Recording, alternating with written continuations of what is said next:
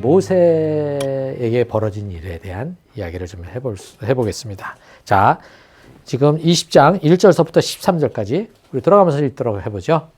첫째 달에 이스라엘 자손 중 회중이 신광야에 이르렀다. 백성은 가데스에 머물렀다. 미람이 거기서 죽어 그곳에 묻혔다. 회중에게는 물이 없었다. 백성은 모세와 아론을 비방하려고 함께 모였다.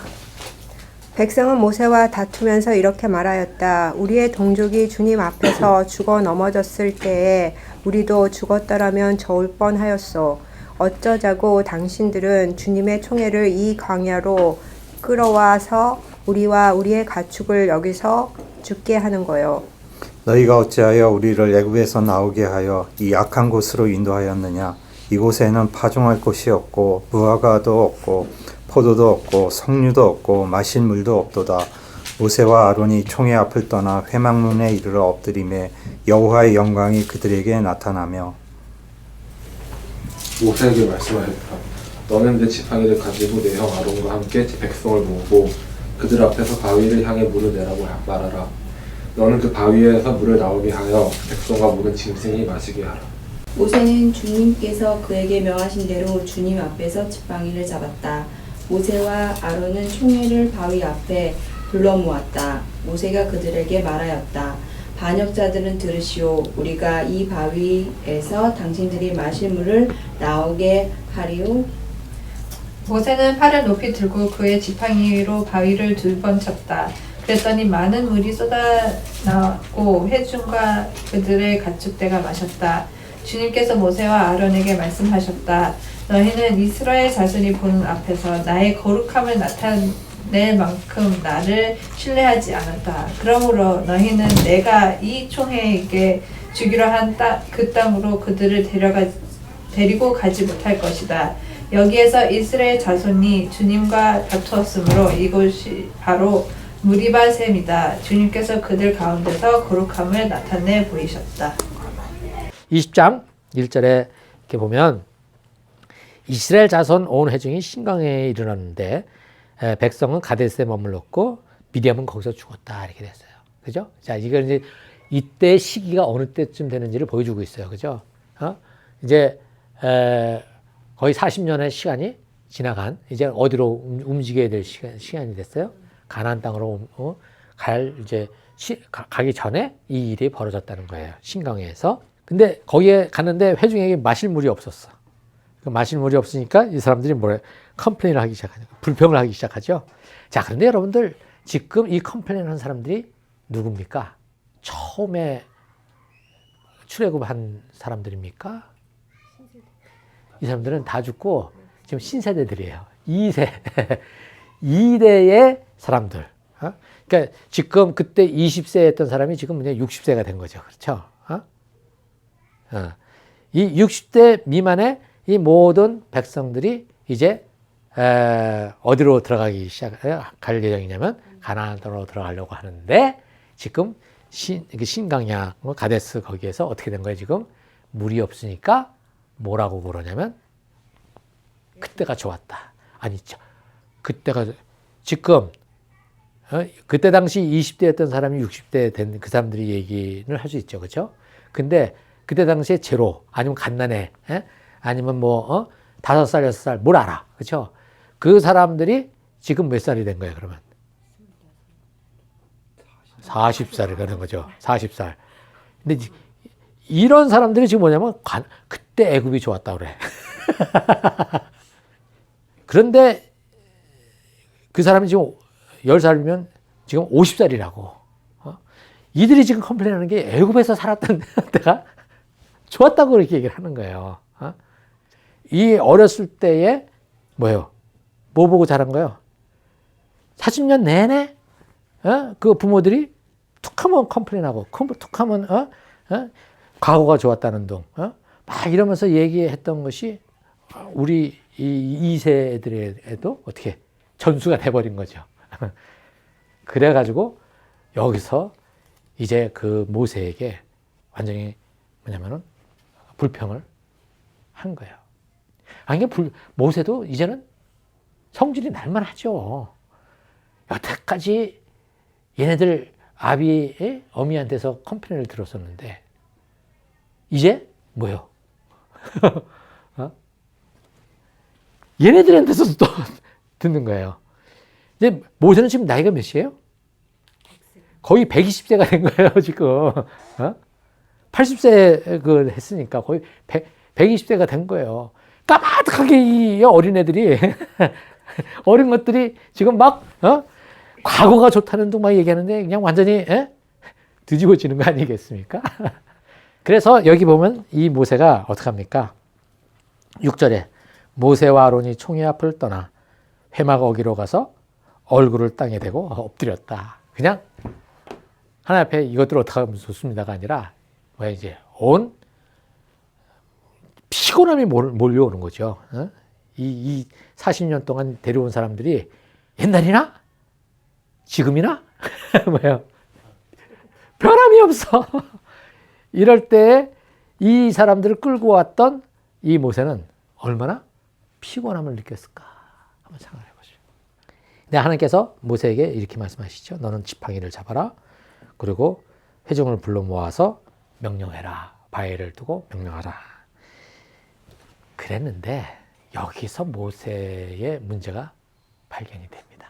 그다음 뭐냐? 모세는 주님께서 그에게 명하신 대로 어떻게 해요? 주님 앞에서 지팡이를 잡았다. 이렇게 됐어요. 그러고선 모세와 아론은 총회를 바위 앞에 불러 모았다. 모세는 그들에게 말하기를 반역자들은 들으시오. 이제 모세는 지금 그들을 반역자라고 말할 만한 하죠. 그렇죠? 네. 그 반역자들은 들으시오. 그다음에 우리가 이 바위에서 당신들이 마실 물을 나오게 하리요. 이렇게 있어요. 그죠? 자, 여기에 이 모세의 말에서 여러분들은 무엇이 문제라고 생각하세요? 자기 능력으로. 내가 너에게 물을 내주랴? 이 얘기를 한 거거든요. 모세가 이 앞부분에서 나오는 얘기를 한번 읽어보세요. 모세는 한 번도 내가 무엇을 하겠다라고 한 적이 없어. 뭐라고 그랬냐면 하나님이 어떻게 하시는지를 보라. 모세는 항상 그렇게 얘기를 했어. 그리고 이 지팡이는 무엇을 상징해요? 하나님의 능력, 하나님의 권능을 상징하는 그러한 지팡이였어요. 그래서 그 지팡이를 어디다가 저기 홍에다 댔을 때 쫙 갈라지기도 하고 그랬지 않습니까? 그렇죠? 그러니까 이 모세는 지금까지 오는 동안에 지난 30년 동안 어떻게 했어? 하나님이 어떻게 하시는지 보자. 하나님이 어떻게 하시는지 기다리자. 이렇게 얘기를 해왔고 실제로 하나님이 그렇게 행하셨어요. 근데 여기서는 내가 너희한테 물을 줄까나? 이렇게 얘기를 한 거거든요. 니들이 그렇게 원하는 거 내가 한번 해줄까? 그러면서 지금 막 이제 비아냥거리면서 지금 얘기를 던지는 거거든요. 저는 그들에 대해서 분노가 나는 거는 난 인지상정이라고 생각해. 그런데 여기서 모세가 탁 놓쳐버린 게 뭐냐면 화를 내는 건 내는데 하나님이 너희들에게 어떻게 하는지 봐라 이 얘기를 했어야 되는데 내가 하고서 주도권이 뭐냐면 자기에게 있는 것처럼 얘기를 해버린 거예요. 이게 저는 하나님이 모세에게 레드라이트를 키게 했다는 것이죠. 그럼 왜 그러느냐? 자, 모세는 지금 이스라엘 백성들에게 어떤 존재입니까? 왕 같은 존재죠. 그리고 하나님 대신이야. 나이도 어떻게 돼? 60세 차이가 나는 거예요, 지금요. 그렇잖아요. 그들이 최고령자가 60세예요. 그렇죠? 누구야? 여호수아하고 저기 말하면 갈렙만 빼고 지금 120세예요. 나이가 얼마나 차이가 납니까? 여기 이 사람들은 어렸을 때부터 모세를 보고 자라온 사람들이에요. 그러니까 모세에 대한 이 권한이나 모세의 그 인물에 대해서 갖는 거는 거의 신적인 존재죠. 그렇죠? 그러니까 모세가 얘기하면 그것을 하나님의 말씀으로 그냥 들어버릴 정도의 그러한 사람들이에요. 그런데 문제는 모세 스스로도 자기도 모르는 사이에 어느 시간이 지나간 거예요. 이 시간들이 지나가면서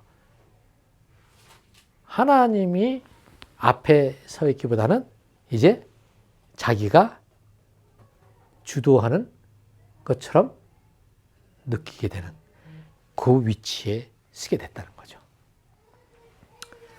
이 부분에 대해서 지금 여기 이 이스라엘 백성들은 이 모세를 그렇게 절대적인 존재로 볼 가능성이 굉장히 커졌고, 그런 분위기 속에 있게 되면 모세도 스스로 착각할 수 있는 위험성이 크다는 거죠. 그렇잖아요. 근데 만약에 이런 모세가 어디로 들어가? 가나안 땅으로 들어가. 그러면 사람들은 누구만을 바라볼까요? 모세만 바라보는 거죠.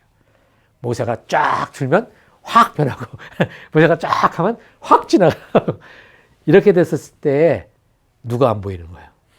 하나님이 안 보이고 모세만 보이게 되는 거예요. 그렇죠? 하나님께서는 지금 이 모세를 그쪽으로 들어보내지 않으시기로 결정하신 거예요. 왜냐하면 만약에 모세가 그렇게 들어가 버리잖아요.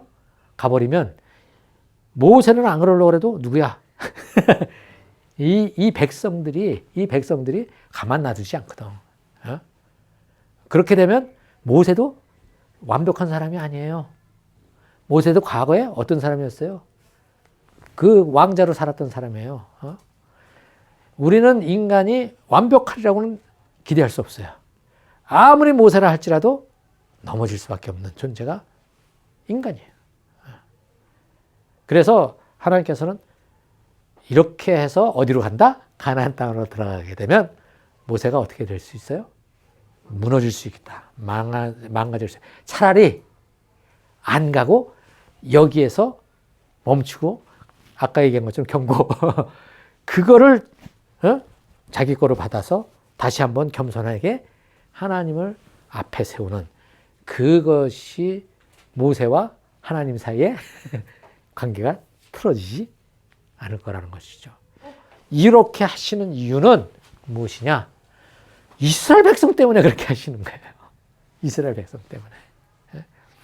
이스라엘 백성이 인간을 우상화시켜서 그렇게 따라가다가는 어떻게 됩니까?